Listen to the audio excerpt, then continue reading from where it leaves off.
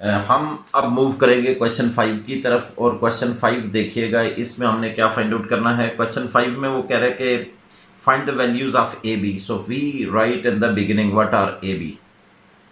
Question 5 में A B find out करनी है और क्वेश्चन 5 में गिवन क्या है, एफ ऑफ एक्स डिफाइंड है इस वे में जहां ए बी अननोन रखे गए हैं। F of x is x cube minus a x square plus b x plus 1 और चीजें भी गिवन है, वो क्या है। And this is given f of 2, value of the function at 2 is -3 and value of the function at -1 is 0. It means if we substitute in the function 2, we get -3. If we substitute in the function -1, we get 0. This thing we have done in question 1. Question 1 में हमने function को evaluate किया हुआ है, तो यहाँ definition सिर्फ बदल रही है, बाकी काम ये question 1 वाला ही है। आप देखें हमारे पास 2 unknowns हैं, तो 2 इक्वेशन बन जाएंगी इन दोनों कंडीशन से। दोनों इक्वेशन को सॉल्व करके फिर ए बी फाइंड आउट कर लेंगे। तो अभी आप देखें 2 पुट करें इस डेफिनेशन ऑफ फंक्शन में, तो फंक्शन में लिखा है एक्स क्यूब, तो एक्स की वैल्यू 2 है तो 2 क्यूब बनेगा, minus a x square, x is 2 plus b x, x is 2 plus 1 is equal to -3। Students ये आप देख सकते हैं दैट ये क्या बनेगा हमारे पास, it is a minus this becomes 4a plus 2b plus 1 is equal to -3। मैं फाइनल शेप में इस इक्वेशन को लिखता हूं, तो ये है -4a प्लस 2b। ये देखें यहाँ 8 प्लस 1 9 बन रहा है, 9 को दूसरी तरफ भेजेंगे तो माइनस होगा और फिर -12 बनेगा। I can name this equation 1। जी ये अंडरस्टैंडेबल है। ये देखें 8 plus 1 9 9 on the other side will be subtracted, तो वो ये फिर -12 बनेगा और यहां रह रहा है -4a plus 2b plus is equal to -12। अब ऐसा करते हैं कि यहां पे लिखा है फंक्शन में -1 पुट करें, तो फंक्शन में अगर -1 पुट करते हैं तो देखिए क्या बनता है, -1 cube minus a -1 square plus b and 2 -1 plus 1। ये देखें जहां जहां फंक्शन की डेफिनेशन में x लिखा है मैंने -1 लिख दिया है, और ये कह रहा है कि अगर आप -1 पुट करेंगे तो 0 के इक्वल फंक्शन की वैल्यू आएगी। यहाँ पे -1 का स्क्वायर +1 बन जाएगा and it will become -a, ये -b बनेगा। और ये आप देखें कि ये -1 है और ये +1 है, ये कैंसिल हो गए, तो कांस्टेंट वैल्यू नहीं है तो इसको इक्वल टू 0 लिख देंगे। Is it understandable. और फिर देखें -a is equal to b को दूसरी तरफ भेज दें तो क्या बनेगा, -a is equal to b, this is 2, this is 2। अब इसको आप इसको सब्स्टिट्यूट करें इन 1, पुट इन 1 में सब्स्टिट्यूट करेंगे तो b की जगह क्या लिख देंगे, -a लिख देंगे। 1 में लिखा है -4a प्लस 2b, b की जगह क्या लिख देंगे, -a लिख देंगे, is equal to -12. So this will be -4a minus 2a will be -6a is equal to -12. We can see, dear students, that -6 divides -12 and give a is equal to 2.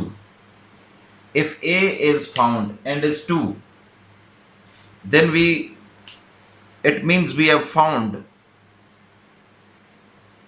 b also. Put in 2. If you substitute this value in 2, we will get value of b. b is equal to -a. b is equal to -a. a is 2, so in place of a we will write 2 here, so the value of b is -2. So students, you can match these answers with the book. It is essential to match answers with the book. Now we can move to question number 6, which is nearly of the same form. And question number 6 में लिखा, stone falls from height of 60 meters on the ground. The height after x seconds is approximately given by this formula. So this formula gives the height. h of x is equal to 40 minus 10x square. In this, if you substitute any x, it means you are substituting time. x denotes time here. So if the value of x is the time, किसी भी time पे अगर stone की height find out करनी है तो ये function बताएगा। This function expresses height after x seconds. So अगर सेकेंड्स आप बदलते जाएंगे तो हाइट आपको डिफरेंट मिलती जाएगी। पहला पार्ट इसमें ये कह रहा है कि what is the height of stone when x is 1 second. तो ये फंक्शन की वैल्यू हम फाइंड आउट करेंगे जो क्वेश्चन 1 में किया है।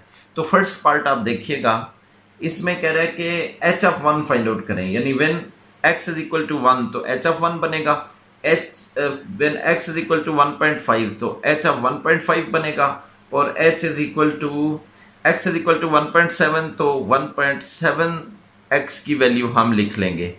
तो यहां h ऑफ 1 यानी value of the function at x equal to 1 तो क्या बनेगी 40 minus 10 x square, x is 1 so it will become 30 meters as the units are given, height is given in meters.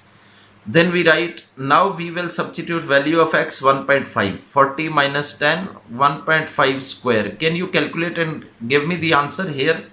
40 minus 10 into 1.5, 1.7 this time we substitute square. Second part में पूछा गया है when does the stone strikes the ground. तो देखें when stone strikes the ground, इसकी mathematical condition क्या आपके mind में आती है? when stone strikes the ground, height इसमें 0 हो जाएगी बिल्कुल। when the height becomes 0 it means the stone touches the ground. तो यहां हम ये लिखेंगे condition for stone to strike the ground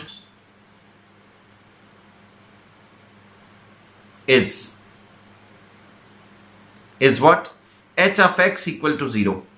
ऐसे ही है ना, हाइट 0 होगी तो इट मीन स्टोन स्ट्राइक कर रहा है, ग्राउंड को स्ट्राइक कर रहा है, तो h of x is equal to 0 लिखेंगे।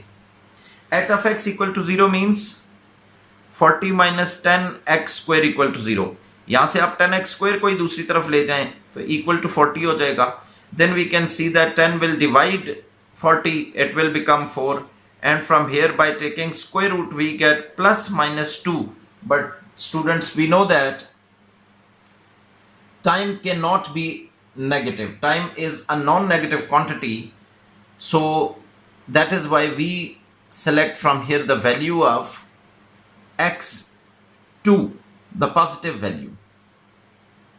So this implies x is equal to 2 seconds. तो लिखा हुआ है ना when does stone strikes ground, तो इट मीन्स 2 सेकेंड में स्टोन स्ट्राइक करेगा। वैसे भी आप देखें h of x है ना, h of x क्या है, हाइट वो कह रहा है कि 60 मीटर्स है, ये गिवन है, इनिशियल हाइट 60 मीटर्स है, 1 सेकेंड पे वो 30 मीटर आ जाता है तो दूसरे सेकेंड में वो ग्राउंड पे आ जाएगा, यानी टोटल 60 मीटर हाइट है, 1 सेकेंड में 30 मीटर नीचे आ रहा है तो दूसरे सेकेंड में वो कंप्लीटली हाइट जो है वो 0 हो जाएगी, यानी 60 मीटर से नीचे आ जाएगा और ग्राउंड को टच करेगा।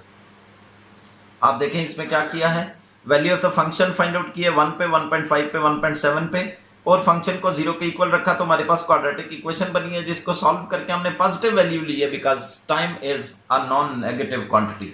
तो टाइम को चूंकि नेगेटिव वैल्यूज के लिए नहीं सेलेक्ट कर सकते हैं तो इसलिए यहाँ एंड पे क्वाड्रेटिक के जाहिर है 2 रूट्स हैं तो 2 रूट्स आए हैं जिनमें से हमने पॉजिटिव वैल्यू सेलेक्ट कर ली। क्वेश्चन नंबर 7 इसके बाद देखेंगे, correct show that parametric equations. Number 1 first part जो है ना ये पैरामेट्रिक इक्वेशंस ऑफ पैराबोला है। अब आप जरा स्टूडेंट्स आए ना, आपके पास तो बुक है, आप पेज नंबर 8 पे आए, पेज नंबर 8 पे देखें तो पैरामेट्रिक इक्वेशन को डिफाइन किया गया है, ये हम डिफाइन कर चुके हैं पैरामेट्रिक इक्वेशंस को। आप देखें जो पेज नंबर 8 पे फर्स्ट इक्वेशंस लिखी हुई हैं, x is equal to 80 square, y is equal to 80, ये किसकी इक्वेशंस हैं, ये हमने लिखा था, ये पैरामेट्रिक इक्वेशंस ऑफ पैराबोला हैं। समझ लें कि आपने एक एमसीक्यू सॉल्व कर लिया है और अभी इस पार्ट को अटेम्प्ट करने के बाद एक शॉर्ट क्वेश्चन भी आप सॉल्व करने के काबिल हो गए हैं, जो पेपर में आप ये समझे कि 100% चांसेस हैं कि ये यहाँ से क्वेश्चन आ जाएगा, या 7 वाला आ जाएगा, या आपके पास 8 से आ जाएगा, या 9 से आ जाएगा। और उसमें मैंने आपको बताया था कि अगर इसमें y इज इक्वल टू 80 की बजाय 280 लिख दें तो ये standard form of equation of parabola बन जाएगी, जो यहाँ पे लिखी हुई है। क्वेश्चन नंबर 7 में देखें तो क्वेश्चन 7 हम शुरू करते हैं स्टूडेंट्स। यहाँ पे वो कह रहे हैं ना शो दैट का अल्टरनेट वर्ड प्रूव दैट भी है, तो मैं लिखूंगा to prove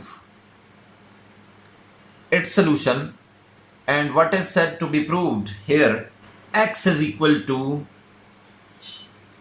80 square, this is 1, and y is equal to 280, this is 2 are equations of parabola.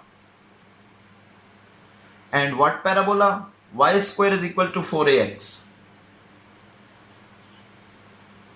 We have to prove that 1 and 2 are equations of y square is equal to 4ax.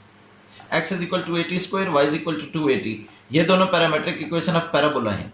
तो अब एक additional बात भी आपके पास आ गई, parabola की equation. तो ये भी आप याद रखेंगे कि ये equation y square is equal to 4ax, यानी आप देखें ये ऐसी इक्वेशन है कि जिसमें x और y दोनों हैं। ऐसी इक्वेशन है जिसमें x और y दोनों हैं और सिर्फ एक पे स्क्वायर है, चाहे तो x पे स्क्वायर हो चाहे तो y पे स्क्वायर हो। तो ये इक्वेशन ऑफ पैराबोला है। तो पैराबोला मैंने आपको शायद स्टूडेंट्स ड्रा करके भी बताया था। इसको ये जो पैराबोला है ना, ये वाला ग्राफ है जिसे हम अभी फोकस किए हुए हैं या अभी जिसकी बात कर रहे हैं, वो ये वाला पैराबोला है। दिस पैराबोला, इसको हम कहेंगे पैराबोला ओपनिंग राइटवर्ड्स। तो ये जो राइटवर्ड्स ओपनिंग पैराबोला है ना, ये उसकी इक्वेशन है। तो इसी तरीके से पैराबोला ओपनिंग अपवर्ड भी हो सकता है, लेफ्टवर्ड, डाउनवर्ड, उनकी फिर इक्वेशंस हैं। यानी अगर इसी को मैं लेफ्टवर्ड कैसे बनाऊंगा, 4ax को अभी पॉजिटिव है, अगर -4ax लिख दूं तो ये ओपनिंग लेफ्टवर्ड हो जाएगा। और अगर स्क्वायर y की बजाय x पे आ जाएगा तो ये ओपनिंग अपवर्ड हो जाएगा या डाउनवर्ड हो जाएगा। ठीक है, तो ये थोड़ी एडिशनल इंफॉर्मेशन है, ये आप याद रखें कि ये इक्वेशन ऑफ पैराबोला है। ऐसी इक्वेशन जिसमें x और y दोनों होंगे लेकिन स्क्वायर किसी एक पे होगा तो वो इक्वेशन किसकी है, पैराबोला की। तो अब आप देखें, ये हमने प्रूव करना है दैट ये दोनों इक्वेशंस हैं किसकी, इस पैराबोला की इक्वेशंस हैं। तो हम सिंपली ये करेंगे, यहां से वेरिएबल जो है ना, थर्ड वेरिएबल, वो एलिमिनेट कर दें। x और y तो इंटरडिपेंडेंट है, y डिपेंड्स ऑन x, लेकिन दोनों किसके फंक्शंस हैं, दोनों t के फंक्शंस हैं। तो t एलिमिनेट कर दें। t को एलिमिनेट करने के लिए हम 2 से वैल्यू फाइंड करते हैं, 1 में सब्स्टिट्यूट करते हैं। एलिमिनेशन मेथड, यहां कौन सा मेथड यूज कर रहे हैं, substitution method to eliminate t। So from 2 we do this, t is equal to 2 से t की वैल्यू फाइंड आउट करें। तो क्या है t की वैल्यू, y बाय 2a। इसको पुट करते हैं n 1। स्टूडेंट्स इसको 1 में पुट करेंगे तो देखें क्या बनेगा, x is equal to a t square, it is written x is equal to a t square, and in place of t we write y by 2a. So this becomes x is equal to a and it will be y square by 4a square, and then this is cancelled with it, and this 4a will join x on left side, it will become on right side, it will be y square, and this 4a will be with x making 4ax. So we write, without stating anything we write proved. This has been proved. इन दोनों equation से अगर ये equation हासिल हो गई है, इन दोनों से वेरिएबल एलिमिनेट करें, अगर ये वाली इक्वेशन बनती है तो ये दोनों इसकी इक्वेशंस पैरामेट्रिक इक्वेशंस हैं, ये प्रूफ हो गया है। या दूसरा मेथड ये भी हो सकता है स्टूडेंट्स, इसका एक और मेथड ये है कि यहां से मैं x और y की वैल्यू इस इक्वेशन में पुट कर लूं। पैराबोला की जो x y वाली इक्वेशन है ना, उसमें दोनों x और y की वैल्यूज पुट कर लूं और left side right side equal आ जाए। ये भी मेथड है, ये इस मेथड से भी हम प्रूव कर सकते हैं। Left hand side right hand side equal होगी, हम कहेंगे equation 1 and 2 satisfy this equation, hence these two are parametric equations of this. और दूसरा मेथड जो मैंने अडॉप्ट किया अभी, वो क्या है कि t एलिमिनेट कर दिया है 1 2 से। कैसे एलिमिनेट किया है, सेकंड से t की वैल्यू फाइंड करके फर्स्ट में पुट की है, तो हमारे पास एन दी एंड t से फ्री वैल्यू इक्वेशन बन गई है, जो ये वाली इक्वेशन है, y square is equal to 4ax। तो या तो आप t एलिमिनेट कर सकते हैं या दोनों x और y की वैल्यूज इसमें पुट कर सकते हैं। ये दोनों मेथड्स वैलिड हैं।